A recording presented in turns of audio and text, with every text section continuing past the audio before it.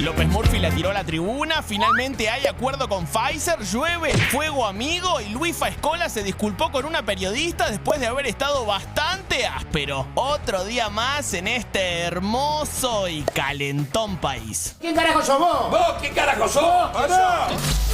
En los últimos días se instaló en la agenda pública el debate sobre la salud mental, los consumos problemáticos y el rol del Estado. ¿Cómo se tratan estos temas en el país? ¿Alcanza lo que hace el Estado? No, Sanata no, ¿eh? Lo vamos a hablar con expertos. Además, finalmente hay acuerdo y Argentina va a comprar 20 millones de vacunas Pfizer. ¿Listo? ¿Todo el mundo contento? ¿Podemos dejar de nombrar a Pfizer por lo menos por 2 años? ¡Basta! ¡Por favor, basta! Los que volvieron después de 2 años fueron los spots de los candidatos y Moreno estrenó el suyo que es, digamos, bueno, veámoslo. Amigos tiene cualquiera, militantes pueden tenerlos, pero no tiene cualquiera los compañeros que tengo. Otro que anda con problemas de estrategia fue Ricardo López Murphy, que tuvo la excelentísima idea de empezar la campaña retomando discursos negacionistas sobre la dictadura. Dale, Ricardo, no es por ahí. Estoy caliente, ¿cómo no voy a estar caliente? Y si hablamos de campaña, hablamos de fuego amigo. ¿De nosotros? No, ¿qué de nosotros? De los palazos que le tiraron a Manes de todos lados. Repasamos los dichos de Lilita, Ritondo, Vidal y Luis Juez hablando del candidato radical. ¿Iba a armar un quilombo? Arranca Fuego Amigo, un programa que, al parecer, lo citan en todos lados.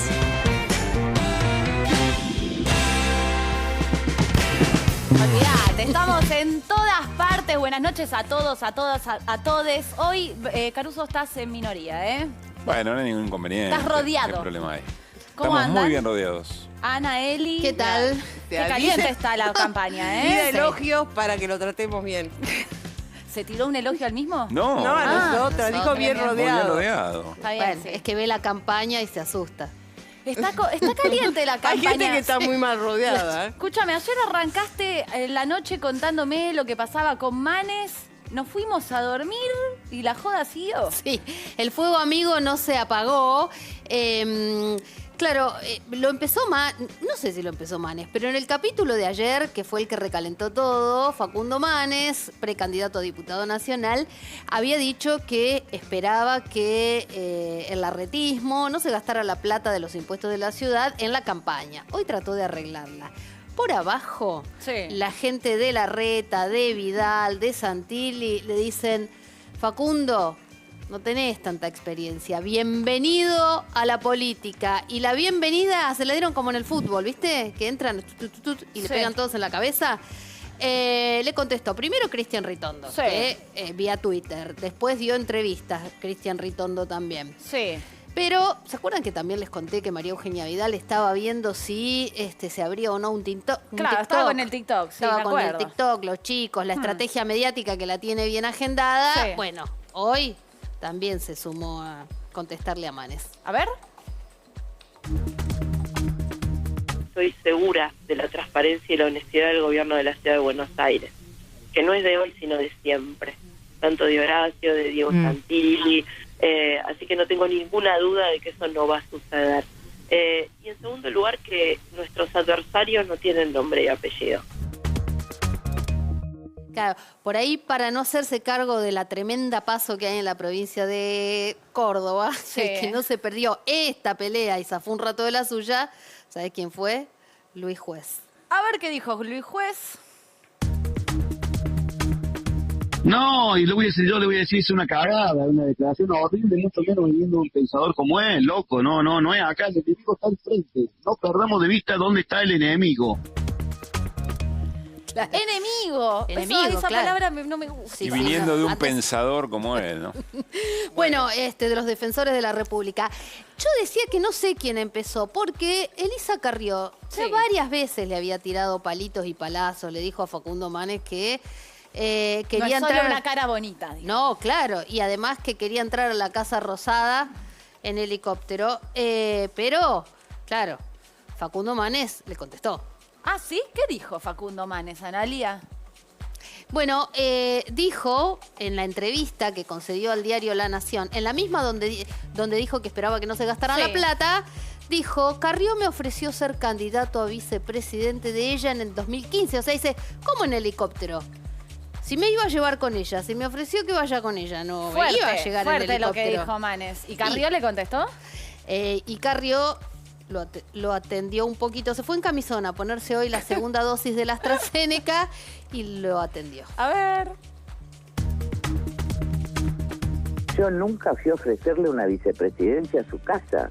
A mí me llevó a su casa, y ojalá que esto se transmita, Toti Flores. Y creo que era mucho antes de la discusión del 2015 por las candidaturas. Toti Flores fue siempre mi candidato a vicepresidente. Toti Flores fue siempre mi candidato a vicepresidente. Igual se pueden cambiar esas cosas. Hay listas que a último momento se modifican. O sea, no sería... Pero bueno, ella dice que nadie miente, por lo menos en Juntos por el Cambio. Eso dice Lilita Carrió. Bueno. Lo que no le avisan. Sí, esto el Visser. Sí. Porque ¿Qué claro, pasa las con listas... Margarita? ¿Viste? ¿Vos sabés quiénes están en todas las listas? Y la verdad es que hay que tomarse el trabajo de leer, porque después nos pasa lo que nos pasa. Pero muchas veces, viste, te olvidás de los últimos, de lo que está más abajo, Bueno, ¿no?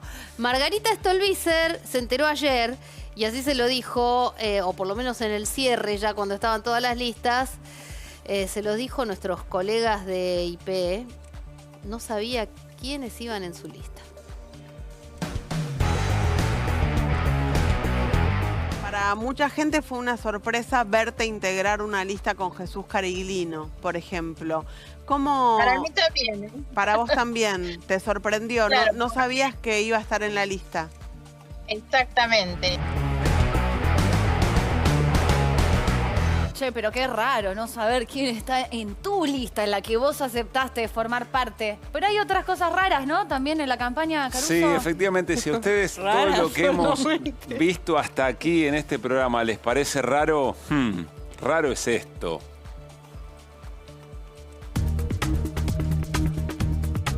Estimamos que en el mes de agosto, el primer día de agosto, nuestra provincia va a ser... Cualquiera, militantes pueden tenerlos, pero no tiene cualquiera los compañeros que tengo. ¡Vamos, Guillermo Moreno! ¡Vamos a triunfar! ¡Eso!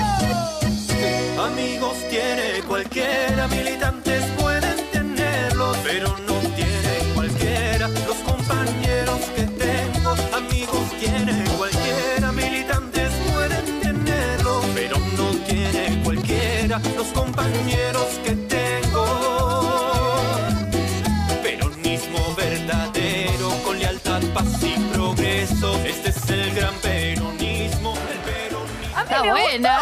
Bueno, la música. Muy producción bizarro, muy Z, digamos, ¿no? Porque ¿Se además acuerdan del termina él canal? adentro de la Casa Rosada, que entiendo que obviamente Claro, está ficcionalizado. le ¿no? erraron de plaza, digamos, ¿no? Era para el Congreso la elección, pero terminó yendo efectivamente para la Casa Rosada. Interesante por aquello que decíamos, ¿no? Y sobre el final de la semana pasada, respecto del marketing y el contenido. Bueno, vamos a ver cómo se condice. Ahora, raro. Bastante machirulo también la mujer. Sí, no, tiene un montón de perlitas. Sí, Podríamos haber puesto re pausa. machirulo, como de Sí. la tele de hace 1000 años. Podríamos haber puesto pausa y además me hace acordar mucho a Cha Cha Cha. Pero bueno, más allá de eso llama la atención, La digamos, ¿no? música está muy buena. Hasta ahora es el spot mejor musicalizado. Claro, y llama la atención, pero después lo que hay que ver es si lo que llama la atención necesariamente es bueno para el debate político. Ahora, Bueno, hablando de Caruso. Cha Cha Cha, me parece que esto no le gana a nadie, mirá. ¿Qué está pasando ahí?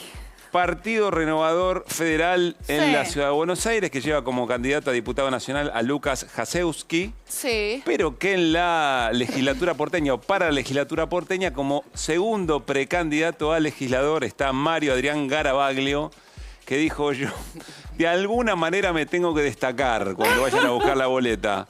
Y clavó payaso. No, lo que me están dando es muchas ganas de ir a votar todo lo que están Sí, contando. claro. Yo creo que si alguien cuenta el voto va a decir, para acá anularon, ¿no? Acá metieron un payaso y me están anulando. El chabón se clavó de Sí, verdad el señor, traje el de chabón. payaso. Mario Adrián, un gran abrazo. Clavó payaso. Bueno. ¿Candidato a? Segundo precandidato payaso? a legislador porteño, allí lo tenemos a Garabaglio. Bien. Bueno, recién mencionaba Analía que Elisa Carrió fue a recibir segunda dosis de su vacunación y lo hizo de esta manera. Vamos a compartir efectivamente el modo en que eligió compartirlo Elisa Carrió, y ella misma dice, por si alguien no se había percatado del detalle, segunda dosis de AstraZeneca en camisón y con tapado. Me la banco, ¿eh? No, yo no la banco nada. Porque a mí me la... Y me voy a poner un poquito más serio. Todo bien con el arranque del Ya programa, está, pero... te pusiste la gorra. Y bueno, no puedo... Lo banco a Caruso en esta. No, ¿sabes por qué? Porque me parece que es como una suerte de burla o de grotesco respecto de algo sobre lo que todos y todas estamos tratando de rescatar, que tiene que ver con la vacunación. Pero si se fue a vacunar. Sí, o sea, está una bien. foto de ella vacunándose. Bueno, pero si ella no decía que estaba vacunación. en camisón y tapado, no sé, a mí me da como que no quiere ser parte de aquellos que celebran efectivamente la vacuna. A mí no me gusta, pero bueno, está bien. Pero la persona que la vacuna, ¿por qué la tiene que ver en camisón? Digo, yo no salgo en ropa interior a la vereda. Pero tenía un camisón súper elegante. Bueno, está bien. No sé, es todo lo que se comunica. de Carrió. Es todo lo que se comunica. Sigo hablando en serio y digo, hoy el gobierno tomó una decisión muy importante. Hubo reunión del Consejo Federal de Salud y allí el gobierno nacional toma la decisión de priorizar para todo lo que se vaya a vacunar en agosto, priorizar segundas dosis. Importantísimo. Sí, muy importante porque además tiene que ver con la llegada de vacunas AstraZeneca de segundas dosis y también, por supuesto, de Sinopharm en una cantidad importante, 8 millones para los próximos días. Bueno, en principio, priorizar segundas dosis para llegar al 60% con segundas dosis de mayores de 50 años, de personas mayores de 50 años. ¿Cuál es el objetivo? Está bastante claro. Tratar de disminuir con la vacunación, lo que ya viene ocurriendo efectivamente, disminuir mortalidad y también la necesidad de internación ante el riesgo del ingreso y circulación comunitaria de lo que está haciendo en estragos en otras partes del mundo, que es la variante Delta. Y finalmente, miren esto qué interesante, porque claro, de lo que se está debiendo y lo que genera preocupación, por eso el mail que hemos conocido de Cecilia Nicolini hace poco a la Federación Rusa, respecto de la segunda dosis de la vacuna Sputnik. Lo que se va a trabajar en tres sentidos. Primero, con las dosis que efectivamente vengan de la Federación Rusa, que ya fueron comprometidas como respuesta a ese correo que conocimos.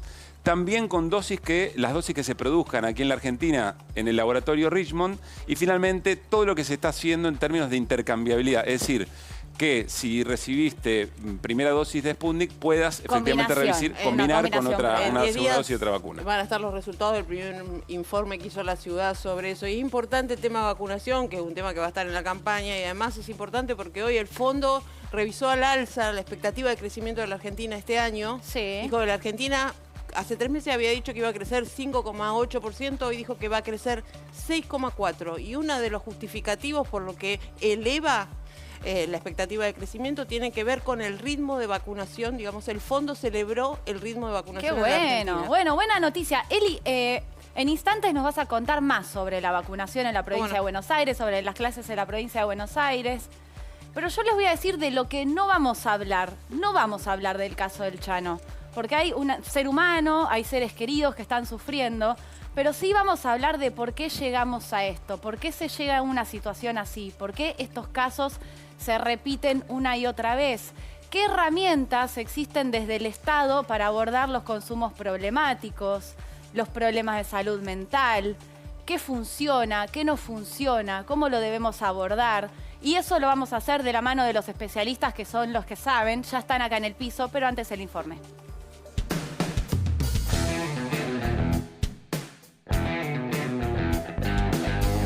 Según la Organización Panamericana y la Organización Mundial de la Salud, Argentina es el segundo país de América con más consumo de alcohol en jóvenes y adolescentes. Si vos me preguntás cuál es la sustancia que a mí más me preocupa, es el alcohol. Lejos, por kilómetros. porque vos tirás porcentajes 10, 20, 80, 90, consume alcohol. Según indicó un informe de la Asociación Antidrogas, durante la pandemia en el país aumentó un 500% el consumo general de sustancias. Hay un aumento, me parece, en las cantidades, y también me parece que hay un descenso en la edad de inicio de consumo, y creo que la pandemia colaboró un montón. ¿Y para qué te fumas un porro? ¿Para qué? Para pasarla bien, estar de onda, ¿entendés? ¿De onda? ¿Con quién? ¿Conmigo o con los narcos? Así que yo me fumo un porro, menos neuronas para mí y más guitas para ellos. Salí. ¿Drogas? ¿Para qué?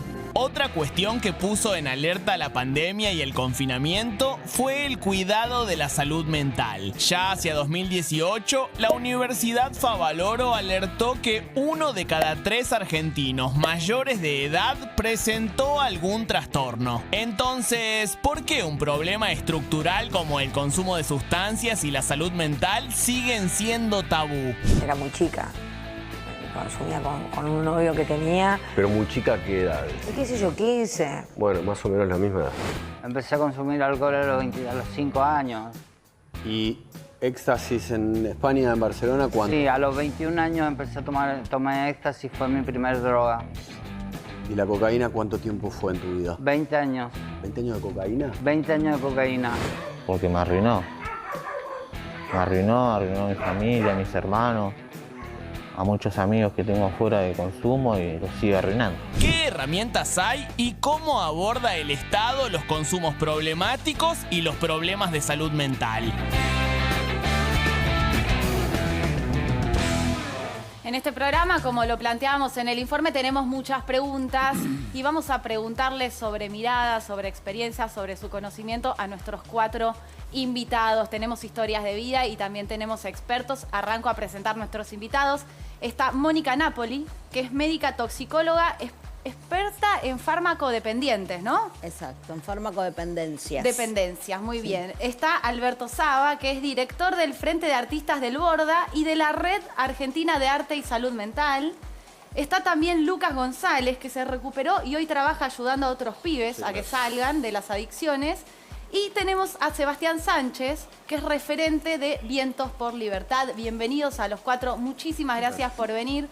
A ver, quiero arrancar por vos, Mónica, ya que te tengo ahí enfrente, para que me cuentes un poco por qué pensás que llegamos a una situación que entiendo yo que se repite, como la que se llegó con el Chano. Salgamos del caso de él, pero ¿por qué se llega a una situación ahí? ¿Qué cosas fallan antes de que pase algo como que un pibe que necesita protección termina con un balazo?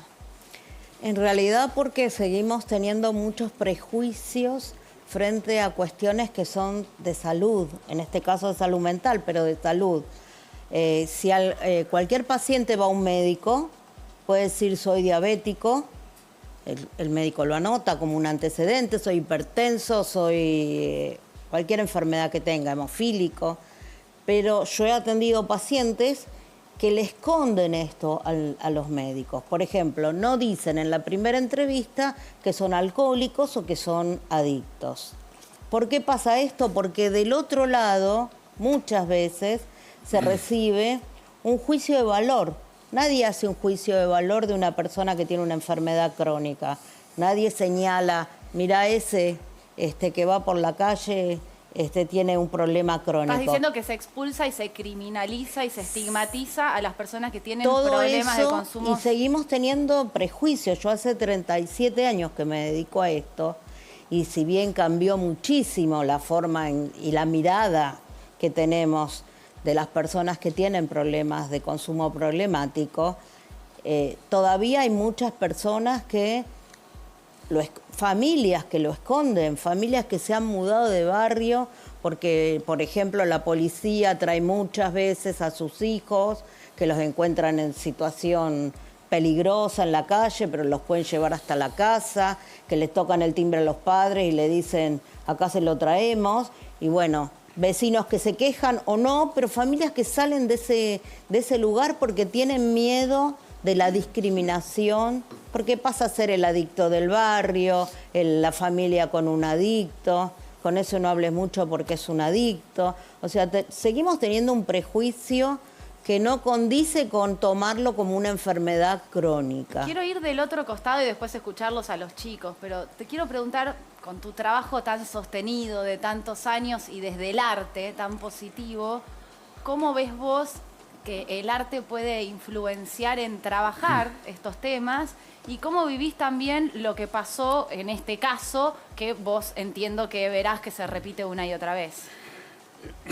Bueno, el tema es, acá tenemos una ley nacional de salud mental y que no se efectiviza. No se cumple. No se cumple. Está la ley, pero no hay... La ley dice que tienen que cerrarse los manicomios, que yo digo que son como campos de concentración de personas, pues se violentan todos los derechos humanos, se come mal, se vive mal, hay sobremedicación, falta de libertad.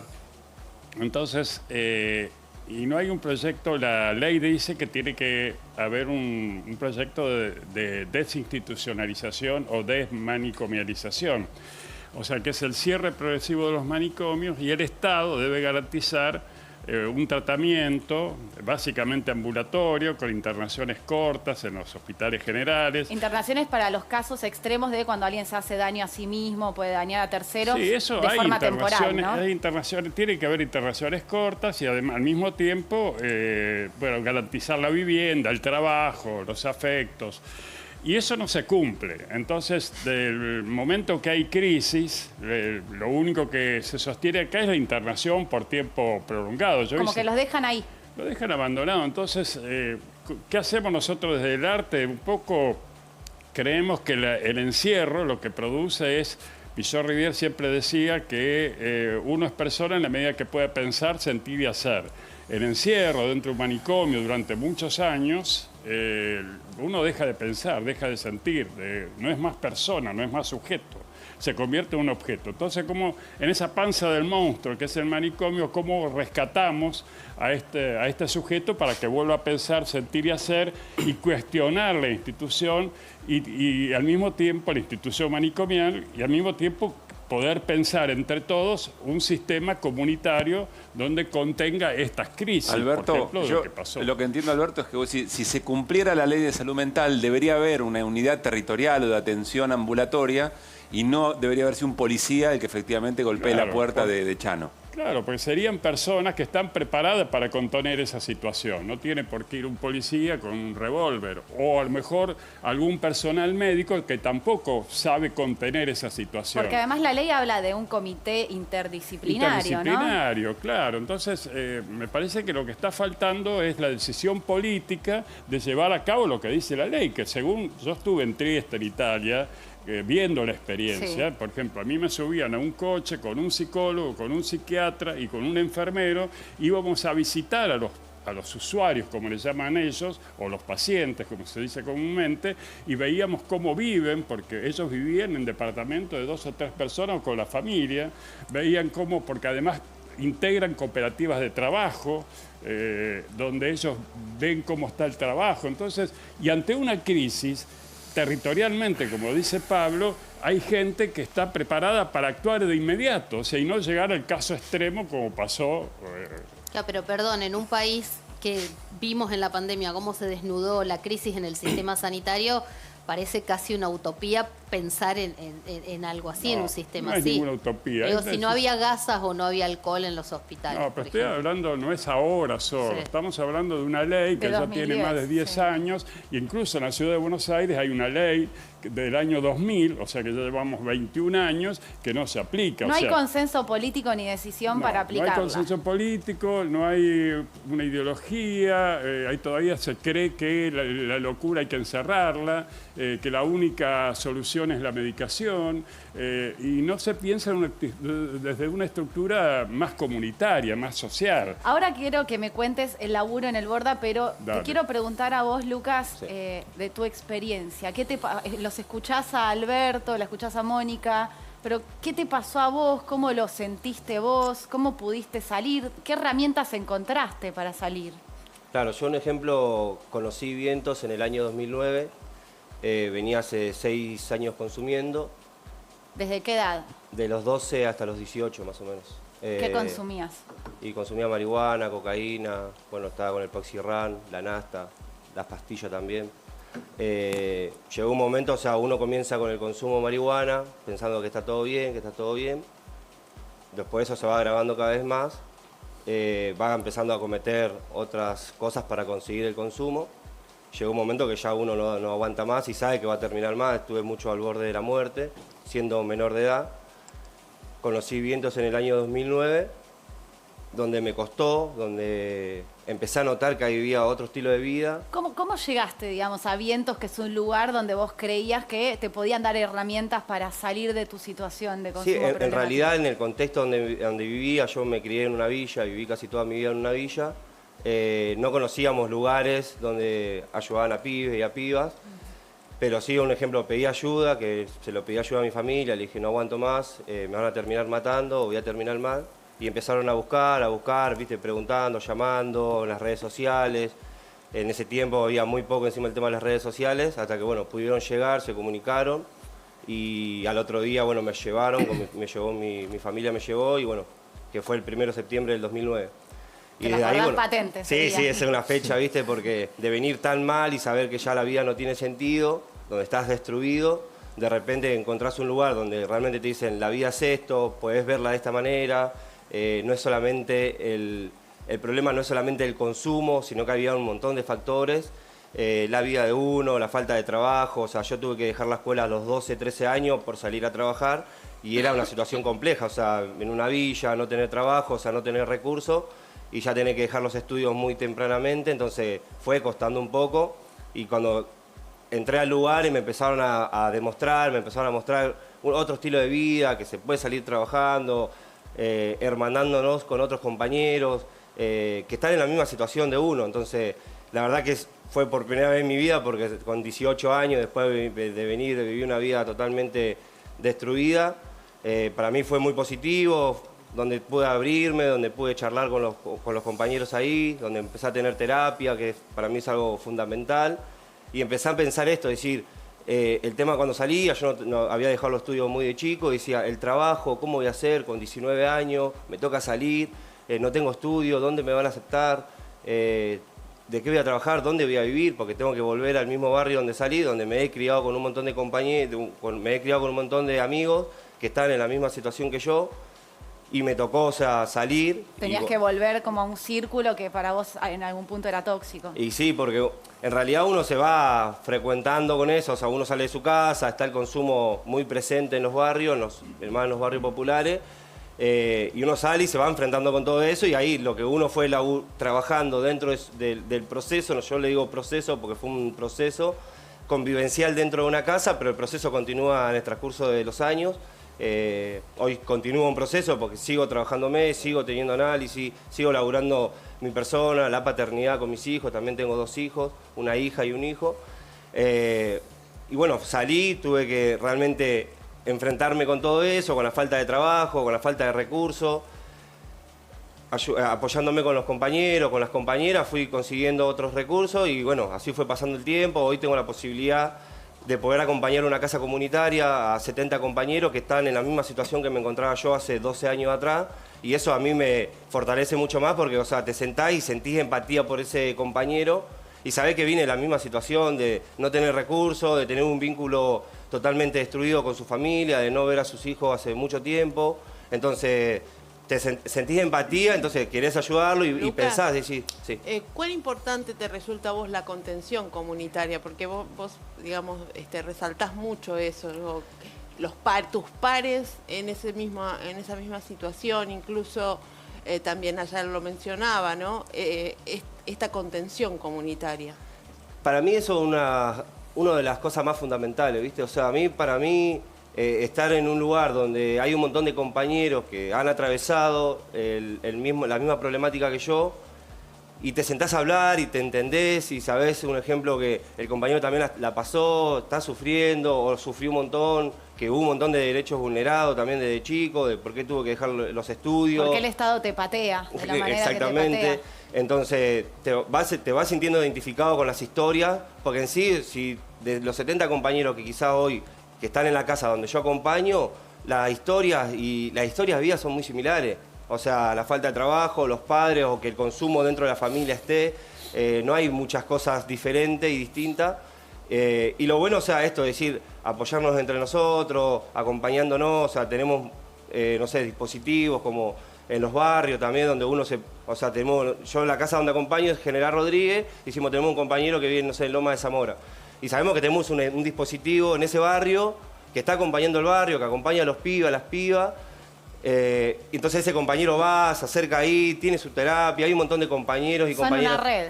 Claro, exactamente. Y hablando de red, te quiero preguntar a vos, Sebastián, porque vos sos referente de esta red a la cual Lucas acudió y que ahora también está ayudando, además de haciendo su proceso. ¿Cómo vos te metiste en estas redes comunitarias que entiendo que es un poco parte de lo que están describiendo también ellos, que es ausencia del Estado, una ley que no se cumple y bueno, se forman redes comunitarias y gente con buena onda que quiere ayudar al otro? Sí, a mí me tocó también, soy un poco más grande que Lucas, atravesar una situación similar. Yo caí en la droga de muy pendejo y me tocó vivir en un contexto, salir de la droga en un contexto muy difícil que era el 2001. Fue un contexto de país muy duro en donde nos encontramos, muchos de nosotros saliendo del consumo. Y hay algo que dijo acá el compañero Alberto, que él hizo hincapié en lo comunitario. Del 2001 para adelante, para nosotros lo comunitario y para nuestros barrios populares lo comunitario fue una manera de apoyarnos, de contenernos y de salir adelante de un montón de problemáticas sociales. El consumo es un síntoma de un montón de cosas que funcionan mal y lo que fuimos haciendo nosotros fue generar dispositivos y pensar... ¿De qué es un síntoma el consumo? ¿De cómo lo viven ustedes? Yo creo que es importante, hay muchas cosas que decía Lucas, ¿no? Hay algo que nosotros siempre, el otro día tuvimos una discusión en una charla en donde se ponía en juego, alguien hablaba de la libertad individual. Sí. Para hablar de la libertad individual hay que tener ciertos privilegios y ciertos derechos garantizados. Cuando vos nacés en un contexto en donde tu vieja consume, tu viejo consume, eso funciona como un cuello de botella. Entonces vos sos libre cuando tenés la posibilidad de elegir. Si no tenés la posibilidad de elegir, no tenés la posibilidad de decir esto quiero o esto no. Entonces, muchos de nosotros no tuvimos la posibilidad de elegir. Nacimos con familias complejas, en lugares en donde la pobreza estructural creció. Y lo que fuimos haciendo fue generar iniciativas que no solamente nos servían a nosotros, sino servían a los pibes que no tenían acceso a la salud, porque hay que entender que la salud es un derecho, pero no todo el mundo tiene acceso a un lugar o a un dispositivo gratuito. En ese momento, las comunidades terapéuticas en su apogeo lo que trataban de hacer era de recibirte si tenías 40, 50 lucas para pagar, si eras pobre te morías. Entonces, el modelo médico hegemónico trataba de decir, bueno, esta es la manera que hay que funcionar, y lo comunitario siempre fue como tirado al abandono, como el que trabajaba de manera comunitaria estaba haciendo una experiencia o una iniciativa. Lo comunitario dio respuestas. Hoy, desde las organizaciones sociales o del MTE y Viento de Libertad que elaboramos nosotros, hay una red de 55 espacios. Están en todo el país, además, Estamos en todo el país, en centros barriales, que elaboramos de manera más ambulatoria, no solamente la problemática del consumo, sino que todas las problemáticas que están en los barrios, y de las casas comunitarias en donde los pibes y las pibas, es la única casa de mujeres y disidencias y niñas que hay en todo el país, que también las pibas vienen de manera gratuita, acceden a la salud de manera gratuita, y eso es importante remarcarlo. Les quiero preguntar a los cuatro esto, porque probablemente todos tengan una mirada y una vivencia diferente. ¿Ven que está aumentando la cantidad de personas que tienen problemas con el consumo, problemas con la salud mental? ¿Ven que eso está en ascenso? ¿Vos, por ejemplo, lo ves? Vivimos en una sociedad de consumo, hay que partir de esa base. Entonces los consumos aumentan para toda nuestra población. Hay algo que se genera en una sociedad capitalista, que es el sentimiento de insatisfacción total, de que todo el tiempo nos falta algo. Cada uno de nosotros lo va llenando con lo que puede. Nuestras pibas y nuestros pibes de los barrios populares lo van llenando con lo que tienen, con lo que tienen a mano muchas veces, ¿no? Y la salida es esa, pero no es solamente una decisión individual que hay que pensar, bueno, el que se droga porque quiere o el que roba porque quiere. La realidad de nuestros pibes es muy distinta, ¿no? Hay algo que nosotros ayer pensábamos y decíamos, no sé, con esto de la violencia policial o con lo que recién hablaba el compañero, a nuestros pibes no le dan un balazo en el abdomen, a nuestros pibes los matan sistemáticamente. Y eso lo venimos denunciando y reclamando desde hace muchos años. Lo que pasa que la mamá que está en el barrio, que no es conocida, que nadie la conoce, queda ahí. Son historias que van quedando tapadas una atrás de la otra, ¿no? ¿Cómo juega el arte en este contexto tan difícil? Y haces un laburo muy hermoso, hace un montón de tiempo, pero por ahí hay personas del otro lado que no lo conocen. Sí, Contá un poco la experiencia. Hace 37 años. Nosotros empezamos en 1984. No bien terminó la feroz dictadura militar, en la época de democracia, se intentó cómo el arte podía ayudar a esos proyectos de desmanicomerización. Entonces lo que hacemos es construir talleres artísticos coordinados por artistas, donde le da a los compañeros internados un proceso creador que lleva a una producción artística, y esa producción artística se muestra desde el afuera. O sea, ¿en dónde? En teatros, en escuelas, en universidades, en la calle, en las villas, en todos lados. Es una interacción comunitaria. Claro, y eso demuestra que produce efectos primeros personales a la persona que lo hace. Antes yo decía, el manicomio te convierte, te bombardea todos los días la capacidad de pensar, sentir y hacer, y te convertís en un objeto, no en un sujeto pensante, sintiente y creyente. Entonces, esa persona puede volver a ser alguien, demostrarle a la comunidad que de un contexto distinto puede producir algo hermoso, bello, y además con contenido político, ideológico, que esté en favor de esos proyectos de cambio, de transformación. ¿Y qué cosas has visto, digamos, en tantos años de este laburo tan bello a través del arte, de la cultura? O sea, cuando llega un compañero internado, que no solo trabajamos con compañeros y compañeras internados, sino también con ambulatorios, y se ha sumado también gente de la comunidad, los efectos que produce mucho tiempo de encierro es que ya no podés modular la voz, no podés articular las manos, no tenés memoria. Entonces lo que hacemos a través del arte es recuperar esas capacidades. Y vuelven a tener un proyecto de vida a contrapelo del manicomio, que es un proyecto de muerte. Yo he visto literalmente morir compañeros después de muchos años de internación. Es como una especie de muerte silenciosa, ¿no? Esto que ha pasado, por ejemplo, hace un año atrás o 2 años atrás, que muere una persona porque lo matan los perros, sí, o lo matan una cantidad de perros. Esto pasa todos los días en varios manicomios, en varios lugares. ¿Y por qué nadie habla de esto? ¿Eh? ¿Por qué nadie habla de esto? Y porque se oculta. Es decir, hay intereses económicos, ideológicos y políticos de ocultar. ¿Qué interés económico hay para no desarmar los manicomios, Alberto? ¿Qué intereses económicos hay? Y económico, por ejemplo, una persona internada consume entre 70 y 80% más de medicación que una persona en tratamiento ambulatorio personalizado. Mirá. Para los laboratorios... Es un montón, claro. Por ejemplo, se calcula que hay alrededor de 15.000 personas internadas en los hospitales psiquiátricos públicos y privados, que los privados son más siniestros que los públicos porque además lucran con el dinero de las personas.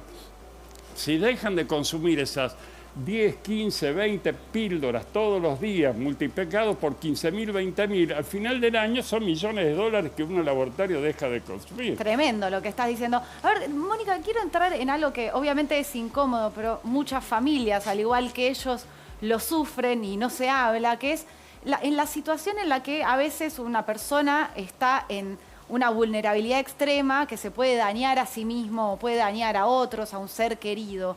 En esos casos, ¿cuáles son las herramientas? ¿Cómo hay que actuar? Si hay alguien que está escuchando y está pasando por un proceso así, ¿qué herramientas tienen? ¿Qué es lo recomendable? La ley de salud mental lo dice claramente, o sea, tanto los profesionales como la gente de seguridad tienen las posibilidades de hacer las cosas bien. A veces lo que sucede es que por miedo o por desconocimiento no se hacen las cosas bien. Estuvimos con una cultura de... Bueno, encerremos a los locos, marginemos a los adictos, llevemos a un lugar donde no se vean y no se mezclen con la gente todas las personas que traen problemas. Ahora, en esa cultura en la que vivimos, hay alguien escuchándote y está pasando por una situación así. Tiene un hijo o una hija que se puede hacer daño a sí mismo, que te puede atacar, digamos. ¿Cómo se puede proteger a esa persona? Lo primero sería hacer prevención y no llegar a ese punto, pero llegado a ese punto hay métodos para contener a una persona.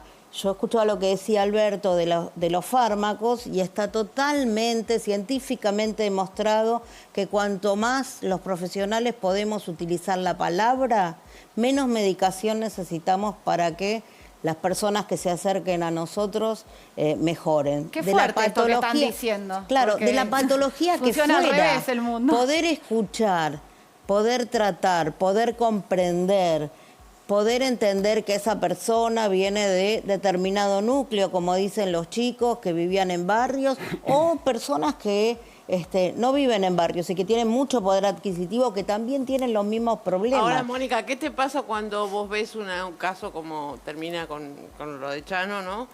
Donde las fuerzas de seguridad actúan de la manera que actúan? O sea, no saben, desconocen. Yo creo que tuvieron, no sé de este caso en particular, pero supongo que muchas veces tienen miedo. Le pasa a los profesionales y les pasa a la familia, que muchas veces tienen miedo. Los profesionales que tienen que trabajar, te reformulo la pregunta de Eli para hacerla más macro y no quedarnos en el caso puntual. Sí. ¿Conocen qué dice la ley de salud mental? ¿Están formados? ¿El Estado le No brinda todos la formación y conocen, capacitación no a las todos la fuerzas de conocen, seguridad, a los ni médicos? todos están capacitados mentalmente para enfrentar esa situación. Porque obviamente que Porque es difícil. también del otro lado hay vulnerabilidades, patologías y problemas de salud mental. Esto también lo tenemos que tener en cuenta. Yo siempre cuando doy un curso, doy una charla, le digo a los profesionales, si no quieren dedicarse a esto o sienten que no pueden, hay otras patologías a las que se pueden dedicar.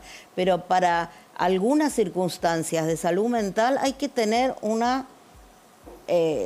olfato. Ahora, Mónica, vos habrás visto, si el rebote de eso, más allá del caso, que además debe pasar, porque lo conocimos. Claro, porque esto debe pasar cuántas sí, veces. tal cual. Entonces, yo imagino que alguien que trabaja en fuerzas de seguridad hace todos los días lo mismo, ¿por qué se lo van a cuestionar ahora? Sí. Pero cuando vos observás que el rebote en la discusión pública es con qué pistola, con qué tipo de arma deberían haber actuado, si era una taser, un arma de fuego, me imagino que...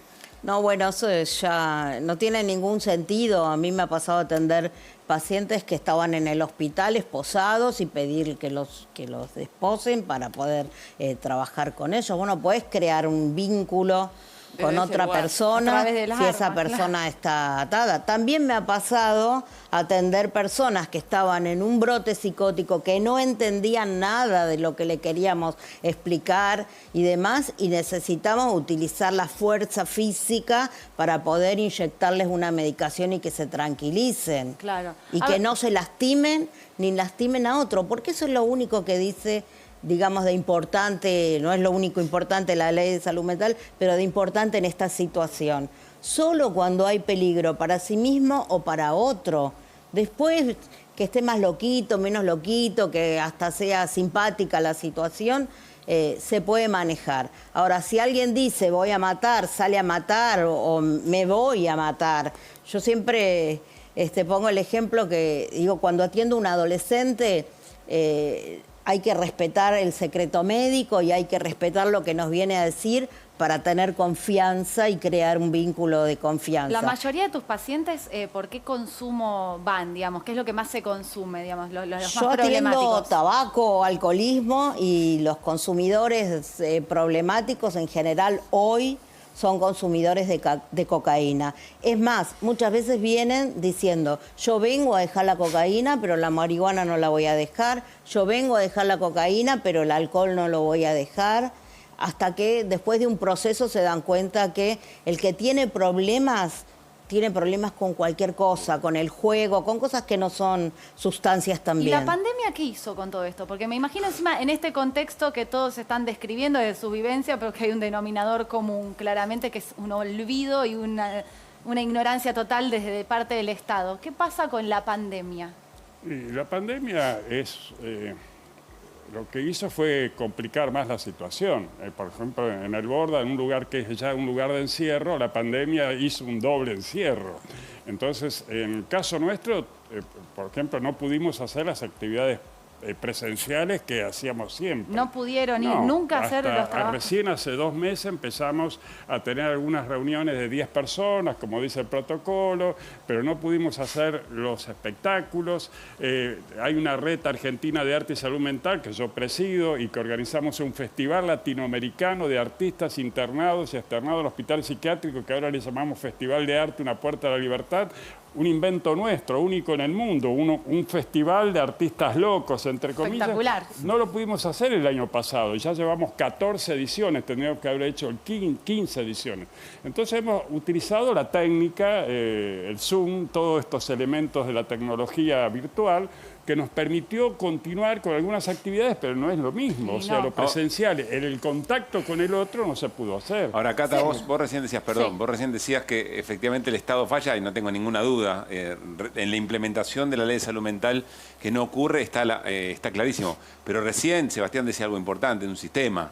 Hay un sistema capitalista que produce vacíos permanentes y que hay que llenar de alguna está manera. llenando de una u otra manera, ¿no? Tal cual. La pandemia con nosotros, en realidad, lo que nos pasó fue que complicó, hubo un montón de actividades que no se pudieron llevar adelante, pero la presencialidad era inminente, porque en los barrios la realidad sigue aconteciendo. Era muy difícil el quedarte en casa, en un lugar en donde viven muchas personas y la casa es pequeña. Entonces nuestras compañeras y compañeros se quedaban en el barrio como una gran burbuja, pero eso requiere la presencia en donde en el comienzo de la pandemia un montón de instituciones cerradas, en donde la presencia muchas veces de mucha gente que tenía que haber estado no estaba, y ahí tendríamos que desde los centros barriales y de las casas convivenciales estar atendiendo todo el tiempo la emergencia. Armamos lugares de aislamiento para que los pibes que querían venir a una casa pasen por ahí, y después generamos la mayor contención de los centros barriales. No pudimos bajar la persiana, eso implicó mucho riesgo y mucho, en el caso de algunos compañeros... Recaídas también, ¿no? Sí, obviamente, porque hubo compañeros que han dejado la vida en la trinchera, como nosotros les decimos, y no por una cuestión de que se sentían héroes nuestros compañeros, no se querían cuidar, porque hemos perdido compañeros que tenían familia y que tenían hijos, sino por una cuestión de ética militante y de una moral en donde vos estás viendo que hay un otro que, si vos no estás, no come o no tiene la atención que necesita. Y eso te obliga inevitablemente a ponerte un barbijo y salir al barrio a poder laburar. Lucas, y vos cuando proyectás tu vida para adelante, te ves laburando de esta forma comunitaria, como que ves que en lo comunitario está la salida, porque del Estado obviamente no esperás nada. No, obvio. Yo quizás hubo muchos momentos que lo que menos pensé que iba quizás estar acompañando más en lo comunitario, en los barrios. Yo proyecto, o sea, ese proyecto de vida que también decía el compañero acá, o sea, creo que es una de las cosas fundamentales para nosotros. Sé que hoy sigo proyectando y a futuro voy a seguir estando en el mismo lugar, acompañando a los compañeros, a las compañeras, en los barrios, porque creo que, o sea, a la medida que se vayan rehabilitando los compañeros y las compañeras, ellos mismos y ellas mismas van entendiendo qué es la mejor manera, o sea, si no nos apoyamos entre nosotros y no nos acompañamos entre nosotros, o sea, ¿quién lo va a hacer? Ahora, Entonces, si hay alguien que te está escuchando y está en el medio del lío, de que no puede salir, ¿de qué cosas vos le dirías, agárrate esto, además de acercarse a los centros de ustedes? Claro, yo quizás, bueno, hay muchos compañeros y compañeras que quizás el vínculo lo tienen totalmente roto familiarmente, pero o sea, sí es primero agarrate tu familia, acercate, pedí ayuda, buscá la manera de poder llegar a un lugar. La casa convivencial no es el único recurso, como decía acá mi compañero, o sea, tenemos los espacios barriales, los barrios, que buscamos contener a ese compañero, porque quizás ese compañero tiene una familia y esa familia necesita comer, y es el único compañero que puede llevar el plato de comida a la casa. Entonces no puede ir a hacer un proceso convivencial en una de nuestras casas. Entonces con el espacio barrial buscamos acompañar el proceso de ese compañero, y quizás si es necesario en algún momento, porque no lo puede llegar a sostener, viene a nuestra casa, o sea, laburándolo. Pero me parece, o sea, que lo mejor sería esto, de poder acercarse a un espacio nuestro y pedir ayuda. Sebastián, Lucas, Alberto, Mónica, la verdad es que fue muy enriquecedor escucharlos, aprender. Obviamente que es un pantallazo general, estamos hablando de una problemática de la que no se habla en los medios de comunicación. Y bueno, probablemente lo continuemos y lo profundicemos, pero les agradecemos porque se abrieron, contaron sus experiencias y nos enriquecimos todos y ojalá que también, si están del otro lado, hayan agarrado estas herramientas. Así que muchas gracias a los 4 y buenas noches. Gracias. Buenas noches. Gracias. Nosotros nos vamos a ir un corte y después queda un poquito más de fuego, amigos. Ya venimos.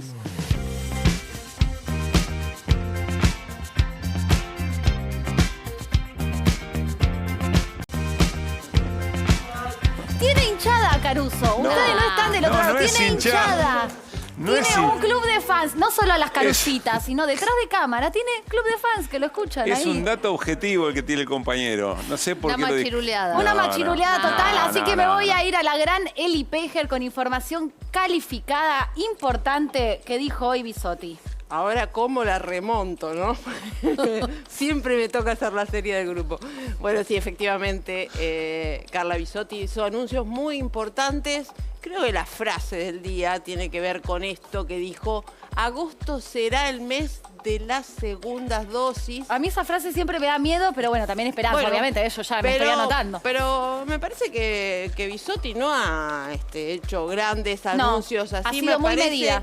Que ha sido muy medida. Anunció hoy otra cosa muy importante que tiene que ver después de tantas idas y vueltas, que es el acuerdo con Pfizer por la adquisición de 20 millones de dosis que van a llegar antes de diciembre. Eso es fuertísimo. 20 millones de dosis de Pfizer. 20 millones de dosis de Pfizer. A partir de la semana próxima empiezan a llegar también las dosis de CanSino, que son 5.400.000. Así que bueno, aparentemente tendría dosis suficiente también.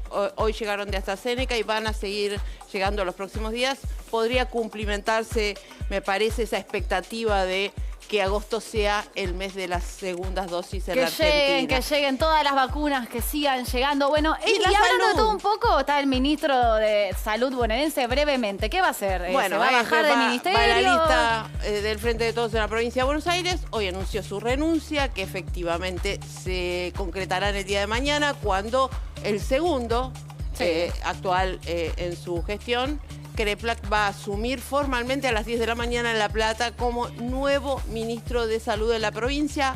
Bien. Paso concreto como Santilli también, dejan sus cargos para cumplir con el trámite de la campaña, y me parece que es lo más lógico. Bien, bueno, se nos va el programa, pero este programa no se va nunca sin el fuego amigo del día. Y este se va para Córdoba, ¿eh? Lo tiene Luis Juez, que dice: lo quiero mucho a Mario Negri, pero dijo que iba a ser candidato si había unidad en el radicalismo. Y hay 4 listas. La coherencia tiene que ser parte de todos. Una línea, Nalia Argento. Bueno, se viene una paso muy difícil en la provincia de Córdoba. Lo que pasa que Juez, Negri y tantos otros más están jugando también para el 2023. Bueno, difícil. Nos vamos. Gracias a todos ustedes por estar del otro lado. Le mandamos un abrazo a Diego Schurman, que en sus vacaciones nos mira igual. Y los esperamos mañana con otro gran programa, ¿eh? Gracias a todos. Buenas noches a todas, a todos y a todos.